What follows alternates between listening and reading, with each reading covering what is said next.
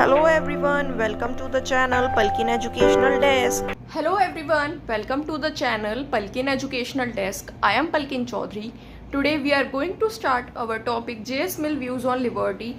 We have discussed already one part of this topic. Today is our second part. आज हम discuss करेंगे John Stuart मिल के विचार के अनुसार स्वतंत्रता क्या थी, उनके क्या विचार थे स्वतंत्रता को लेकर। तो JS Mill views on liberty, JS Mill के स्वतंत्रता पर क्या विचार थे, आज हम इसको डिस्कस करेंगे। तो चलिए स्टार्ट करते हैं। JS Mill says that all restraints are evil. John Stuart Mill जो थे, जेएस मिल जो थे, उनका कहना था कि सभी प्रतिबंध बुरे हैं। जो रिस्ट्रेंट्स है वो एविल है, तो मतलब सभी प्रतिबंध जो है वो बुरे हैं। If the people are left to themselves that is always better than controlling them. अगर लोगों को खुद पर छोड़ दिया जाए तो उन्हें नियंत्रित करने से हमेशा बेहतर होता है। उन्हें खुद पर छोड़ दिया जाए तो वो नियंत्रित और बेहतर होंगे। हम सभी प्रतिबंध लगाएंगे तो वो बुरे हैं। लोगों पर प्रतिबंध बुरे हैं। उनका कहना था कि ऑल रिस्ट्रेंट्स आर एविल, सभी प्रतिबंध बुरे हैं, और अगर उन्हें खुद पर छोड़ दिया जाए तो वो अच्छे नियंत्रित होंगे। तो John Stuart Mill has made two divisions of man's action, self regarding and others regarding. John Stuart Mill ने मनुष्य के कर्मों के दो विभाजन किए हैं। पहला स्वयं के संबंध में, सेल्फ रिगार्डिंग का मतलब है स्वयं के संबंध में, और दूसरा अदर्स रिगार्डिंग मतलब दूसरों के संबंध में। जॉन स्टुअर्ट मिल ने मनुष्य के कर्मों को दो विभाजन किए हैं, स्वयं के संबंध में और दूसरों के संबंध में। The state does not have any right to interfere with the liberty of men where his actions affects him alone. राज्य को मनुष्य की स्वतंत्रता में हस्तक्षेप करने का कोई अधिकार नहीं है।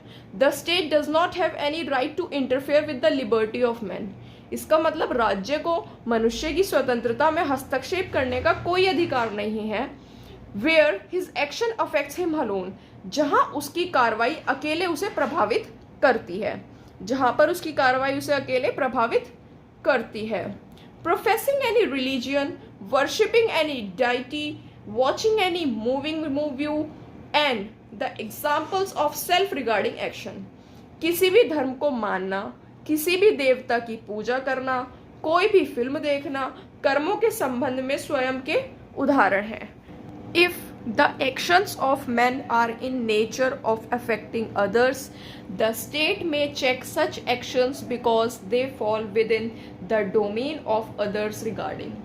यदि मनुष्य के कार्य दूसरों को प्रभावित करने की प्रकृति में हैं, if the actions of men are in nature of affecting other, यदि मनुष्य के कार्य दूसरे को प्रभावित करने की प्रकृति में हैं, तो राज्य ऐसे कार्यों की जांच कर सकता है क्योंकि वे दूसरे के क्षेत्र में आते हैं। क्योंकि वे दूसरे के क्षेत्र में आते हैं, द स्टेट में check such actions because they fall within the domain of others regarding. क्योंकि वे दूसरे के क्षेत्र में आते हैं, इसलिए राज्य ऐसे कार्यों की जांच कर सकता है। The next point is no coercion upon the individual. व्यक्ति पर कोई जबरदस्ती नहीं। ये भी जेएस मिल का ही विचार था लिबर्टी के बारे में कि व्यक्ति पर कोई जबरदस्ती नहीं। When the man is not subjected to the coercion of any kind, he is free in the real sense. जब मनुष्य पर किसी भी प्रकार का दबाव नहीं डाला जाता है तो वह वास्तविक अर्थों में स्वतंत्र होता है। When the man is not subjected to the coercion, he is free in the real sense. जब व्यक्ति पर किसी भी तरीके का दबाव नहीं डाला जाता है तो वह वास्तविक अर्थों में स्वतंत्र होता है। When the man is subjected to the arbitrary will of others, there is said to be coercion. जब मनुष्य को दूसरों की मनमानी इच्छा के अधीन किया जाता है तो उसे जबरदस्ती कहा जाता है। जब अगर दूसरों की मनमानी इच्छा के अधीन किया जाए उसे, तो उसे जबरदस्ती कहा जाता है। When men's action are made to serve the will of another, not for his own but for other purposes, there is coercion. जब मनुष्य के कार्य दूसरों के इच्छा के लिए किए जाते हैं, अपने लिए नहीं बल्कि दूसरों के उद्देश्य के लिए, तो उसे वो जबरदस्ती होती है।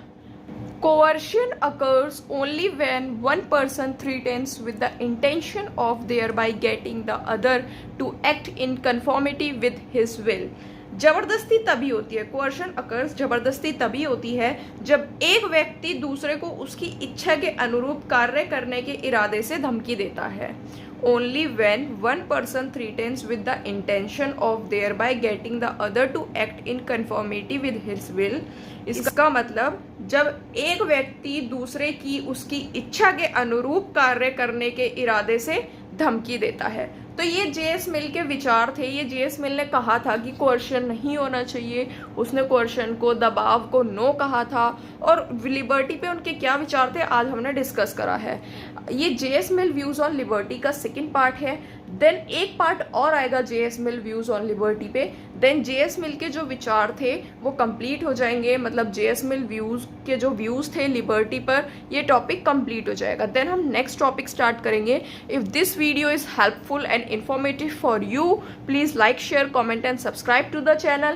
If there is any query in the video, please ask in comment section. And if you like this video, make sure you hit the like button and subscribe to the channel. Thank you all, and please share this video with your friends and family members. Thank you all and take care. Please like, share, comment and subscribe to the channel. Thank you all.